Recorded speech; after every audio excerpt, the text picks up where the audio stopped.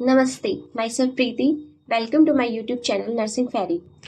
आज हम डिस्कस करेंगे कोल्ड चेन के बारे में। पिछली वीडियो में हमने डिस्कस किया था वैक्सीन्स के बारे में।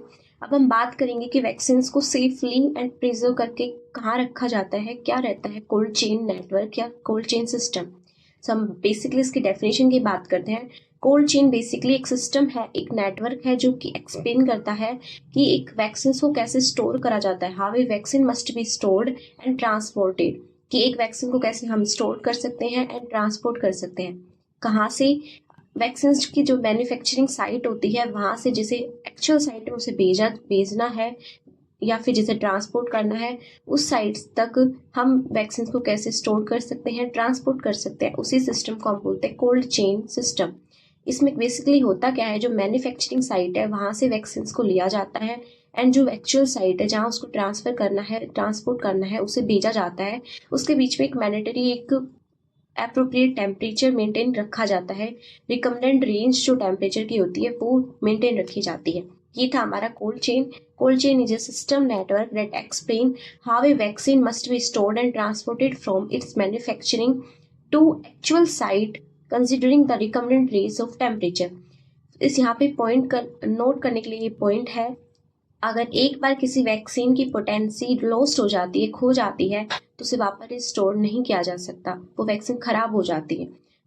यहाँ पे बेसिकली नर्सिंग रेस्पॉन्सिबिलिटी क्या बनती है, स्टाफ की रेस्पॉन्सिबिलिटी क्या बनती है, what are the basic features that are ensure during के कोल्ड चेन प्रोसेस, वो क्या है बेसिकली उनके बारे में हम डिस्कस करेंगे। फर्स्ट आता है क्वांटिटी ऑफ वैक्सीन की क्वांटिटी कितनी होगी।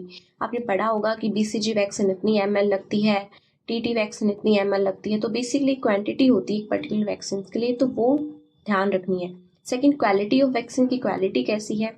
थर्ड, डिलीवरी ऑफ वैक्सीन की डिलीवरी कहाँ करनी है उसके बेसिस पे।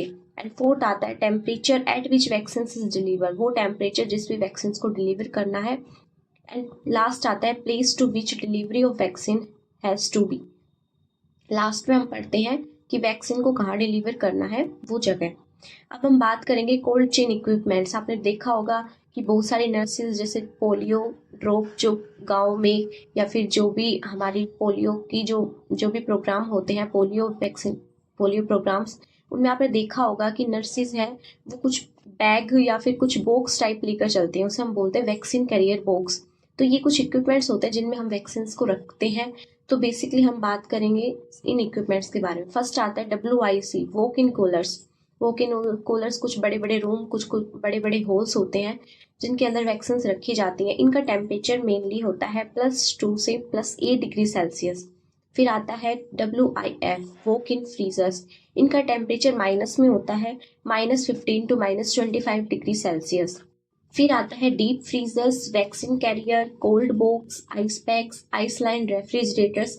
आपने देखा होगा अगर आप किसी मेडिकल शॉप से या फिर किसी क्लिनिक से आप वैक्सीन खरीदते हैं तो वो आपको बेसिकली कुछ आइस पैक्स देते हैं साथ में कि ये बेसिकली आपको टेम्परेचर मेंटेन रखेगा, आप ये आइस पैक्स ले जाएं।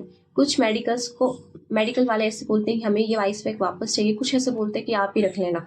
तो वो बेसिकली क्या है, वो टेम्परेचर को मेंटेन कर रहा है क्योंकि वैक्सीन पर्टिकुलर टेम्परेचर पे प्रिजर्व रहती हैं, रखी रहती हैं। तो ये कुछ आइस पैक्स हम यूज़ करते हैं। आइस लाइन रेफ्रिजरेटर्स भी हम इसमें यूज़ करते हैं। लास्ट हम बात करेंगे वैक्सीन सेंसिटिविटी की, कि वैक्सीन खराब हो सकती है, किस किस वजह से खराब हो सकती हैं और कौन सी वैक्सीन किसके लिए सेंसिटिव होती है।